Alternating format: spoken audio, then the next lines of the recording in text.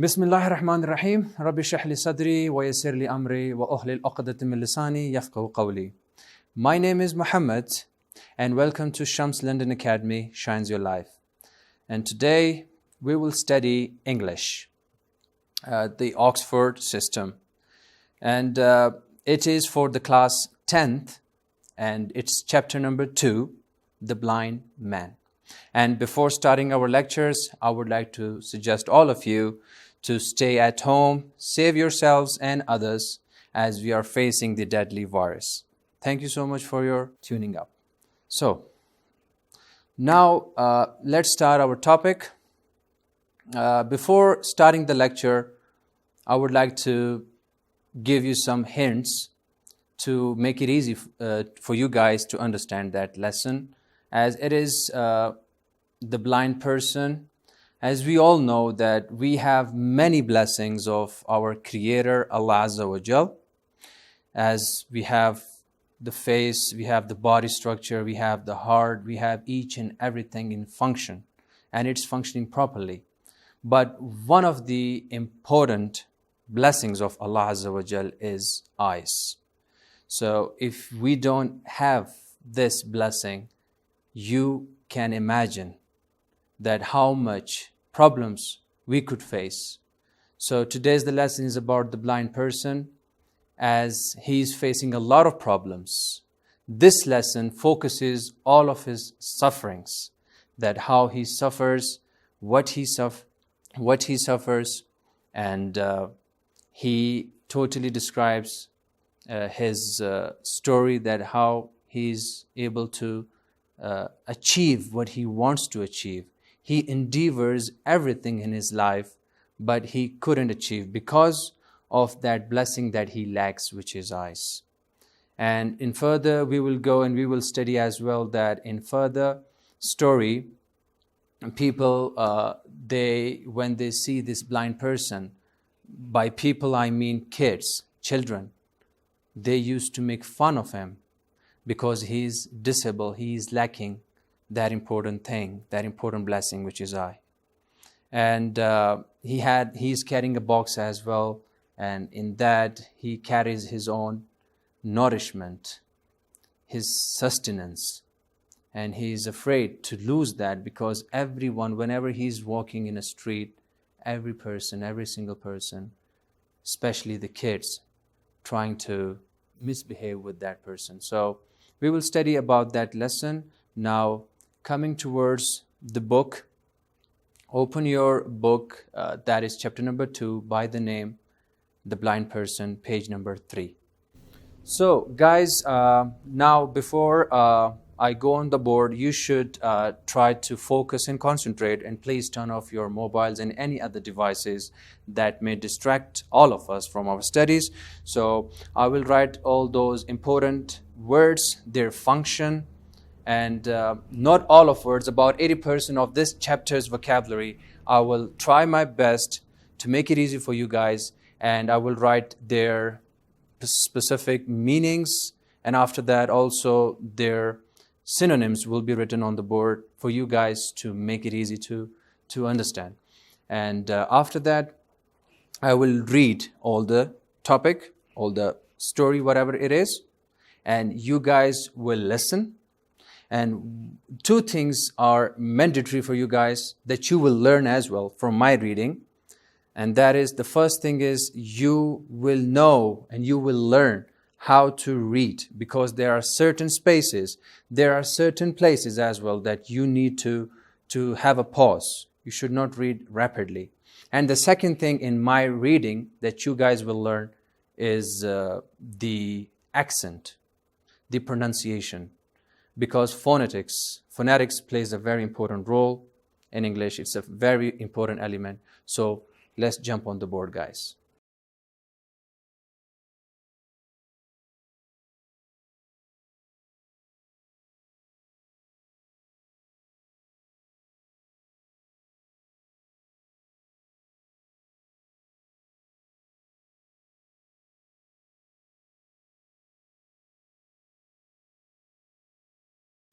All right, guys, as we have finished reading, and we also have all the main ideas, a particular theme we have collected from the passage. Now, the main important thing is vocabulary. Guys, I need to tell you one thing in the beginning, that vocabulary is a very big ocean.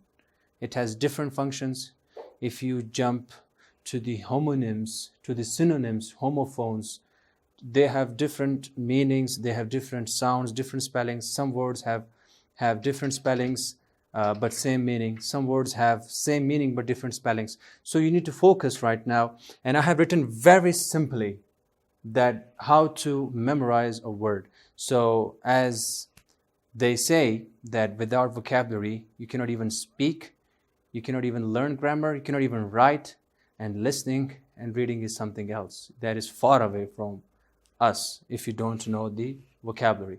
So I will make it short. I have written all the words. We have faced in our reading the first word, faded. Faded, it serves as an adjective. What is the meaning of faded? It means gradually disappear. It means, you can also say a pale. It has different structures, but right now in this current chapter, we get the meaning gradually disappear, to become very less visible. So we have the synonyms. You can also use, instead of faded, you can say weakened, or you can also say bleached. These are the words, these are the backup for you guys. If you get stuck in your speaking, try to memorize this word, you will not be able to face the failure. Okay. Number 2 is garments, which is a very, very simple word. It's a noun, so it's an item of clothing. I have good garments on myself. This is also a type of clothing. Garments can be of diamond, necklace, your shirt, your pants, each and everything is garments. So you can also say your get up. One important thing in this word, get up, you need to write it collectively without space. If you write it separate, then it will give you another meaning. It will give you the meaning of getting up, standing up. So when joined together, it gives you the meaning of your get up. I have good get up. I want to buy for myself a fabulous, expensive get up. Clothes and dress. Again, accent is very important, guys, because we are lacking this skill. Phonetics, please kindly focus. Try your best to pronounce it correctly. 3, feeble is an adjective. Very simple, lacking physical strength. Let's say I'm very tired. I have worked a lot. I can also say I'm tired. I can also say exhausted. I can also say feeble. Weak is the synonym. Delicate and infirm. 4, blistering. Blistering. It's an adjective. And what is the meaning? Intense heat, where there is a lot of heat, a scorching heat.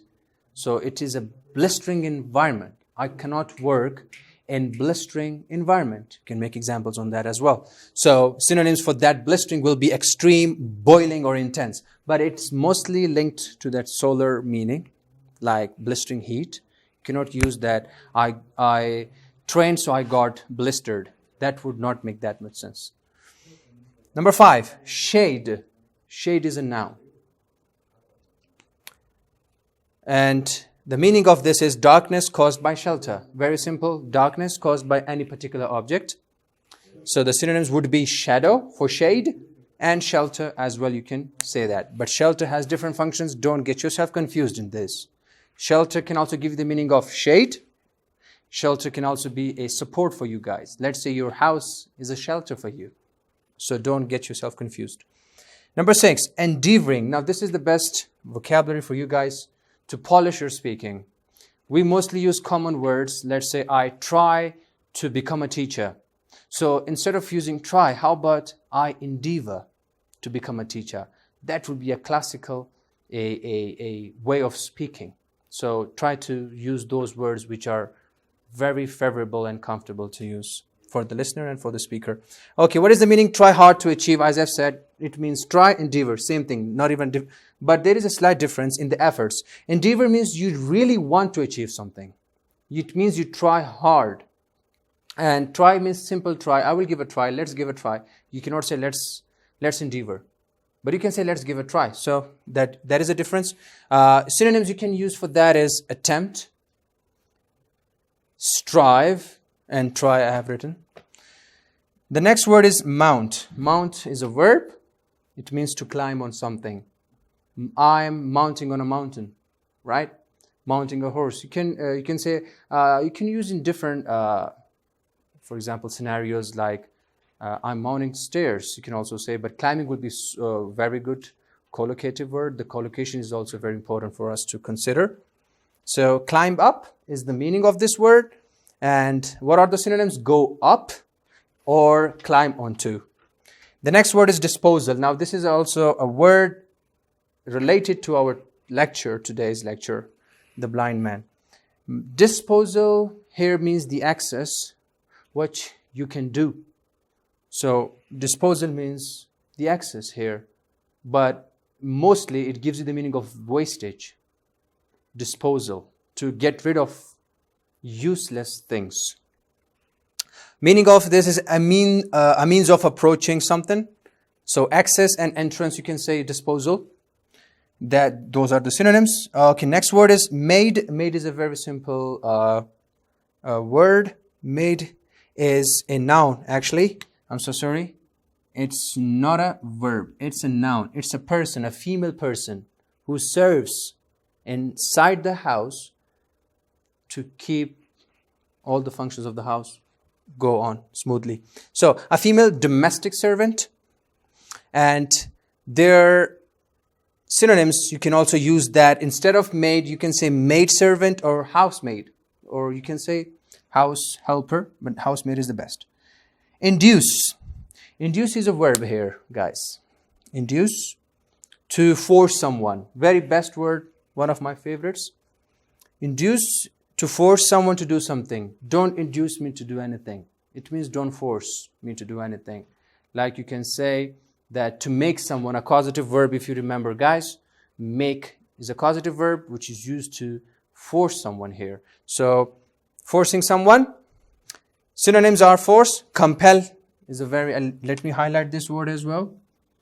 Compel is also mostly used in books, in formal places. And oblique, to force someone. This is also a nice word. The next word we faced in our reading is tortured. Tortured is a verb. To inflict severe pain on. To torture someone. To beat someone. Crucially, to torture, to inflict severe pain on anything. You cannot just say that torture someone. You can also say torture something. Don't torture my car. Drive safely, please. So synonyms you can also use, instead of using torture, you can say physical abuse. He was physically abused because he committed a very severe crime. And miss and maltreat. Miss and maltreat is the best words as well, instead of using torture. Then we have the second last word, sustenance. Now this is a very rare word that we don't use mostly in our speaking, but still we need to understand what it means. So sustenance, it's a noun. It means food or drink, that thing that you take inside, right? That you eat, that you consume. Food or support. Pardon me here. Food, support, or bread and butter. We used to say that I'm here to earn my bread and butter. You can also say I'm here to collect or to work for my sustenance. So see, you can use these words which are very good for you guys. And the last word is faint. Faint here is a verb. Very mostly used word. I would say that you might have heard this word in movies, in your daily surroundings. What is the meaning? Lose consciousness. Lose consciousness. It means you lose your attention, you black out, you pass out, you fell down and you say, oh. Then you wake up, you say, what happened? So you can use the synonyms. You can also say phrasal verbs. This is very good. Blackout or pass out. Pass out means to lose your conscience. So these are the vocabularies. Guys, you're just not here to listen. You should also learn the meanings as well as their synonyms. Inshallah, in the next session, we will be tuning you up for more and more informations. Thank you so much for your attention, and Allah Hafiz. Okay, guys, as we have finished all these vocabularies written on the board, you guys are now capable that what it means and what is the definition of each word and what are the synonyms, which are very important for us. Now, open your books, and today, as I've said in the beginning stage, page number 3, and the chapter name is The Blind Man. Now, as I've said, 2 things you have to focus. You have to know how to read. You have to learn right now. The way I'm reading, it's very important for you guys. Not just you read and open the book and start reading. Reading has its own skills. And second thing that you guys will learn is accent. How? Because we do have 2 accents. I will make it clear in the beginning that we have the British and the American, but right now I'm focusing on the American and it is mostly used in our country. So I will start reading. You guys concentrate. The Blind Man. A man carrying a small red box in one hand walked slowly down the street. His old straw hat and faded garments looked as if the rain had often beaten upon them, and the sun had as many times dried them upon this person. He was not old, but he seemed feeble, and he walked in the sun along the blistering asphalt pavement. On the opposite side of the street, there were trees that threw a thick and pleasant shade. People were all walking on that side. So I will have a pause here because you guys are now thinking and listening as well that I have certain pauses and I'm very relaxed and I'm not reading rapidly. This is my concern for you guys to learn. Okay, moving on. But the man did not know, for he was blind, and moreover he was stupid. In the red box were lead pencils, which he was endeavoring to sell. He carried no stick, but guided himself by trailing his foot along the stone copings or his hand along the iron railings. When he came to the steps of a house, he would mount them. Sometimes, after reaching the door with great difficulty, he could not find the electric button, whereupon he would patiently descend and go his way. Some of the iron gates were locked, their owners being away for summer. Now here we have a grammatical issue, but whatever is written today, our aim and what we should learn is reading. So whatever is written, we should read out, but it does have some grammatical mistakes, so you should cope with that. All right, so I'm carrying on. Some of the iron gates were locked, their owners being away for the summer, and he would consume much time in striving to open them, which made little difference, as he had all the time there was at his disposal. At times he succeeded in finding the electric button, but the man or maid who answered the bell needed no pencil, nor could they be induced to disturb the mistress of the house about so small a thing. The man had been out long and had walked very far, but had sold nothing. That morning, someone who had finally grown tired of having him hanging around had equipped him with this box of pencils and sent him out to make his living. Hunger with sharp fangs was gnawing at his stomach. G silent here. Gnawing at his stomach, and a consuming thirst parched his mouth and tortured him. The sun was broiling. He wore too much clothing, a vest and a coat over his shirt. He might have removed these and carried them on his arm or thrown them away, but he did not think of it. A kind-hearted woman who saw him from an upper window felt sorry for him and wished that he would cross over into shade. Before moving to next page, now here 2 things again I'm stressing on you guys, that accent and the way I read. I'm trying my best. We all know that we are not perfect. We do have some shortcomings, but we will fill them up with the passage of time. But right now it's the time to take the stand. Okay, turn to page number 4. The man drifted into a side street where there was a group of noisy, excited children at play. The color of the box which he carried attracted them, and they wanted to know what was in it. One of them attempted to take it away from him, with the instinct to protect his own and his only means of sustenance, he resisted, shouted at the children, and called them names.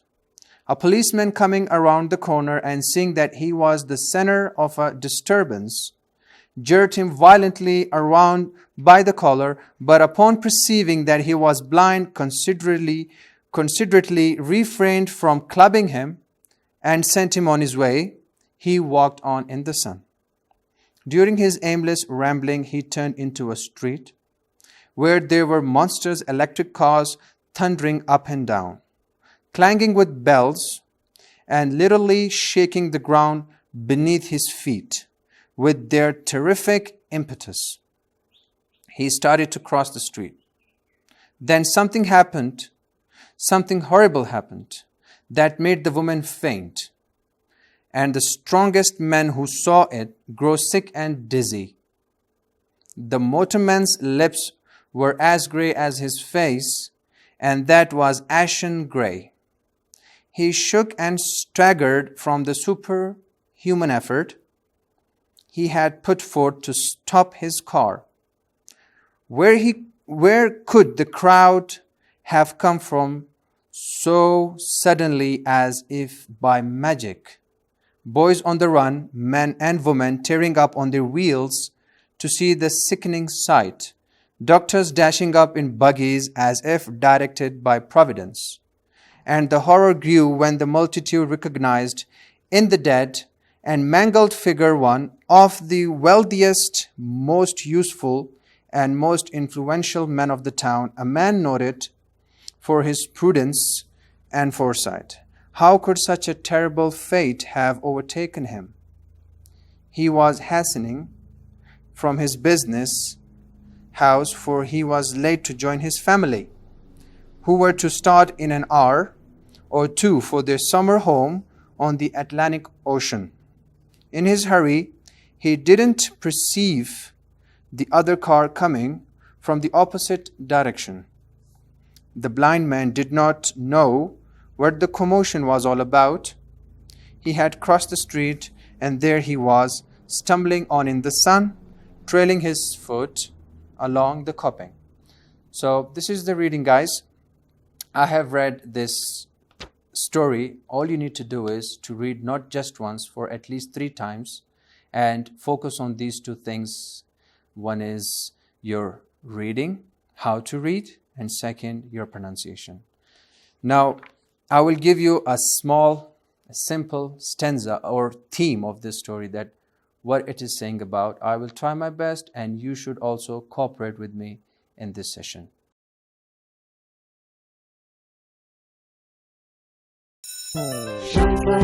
Academy.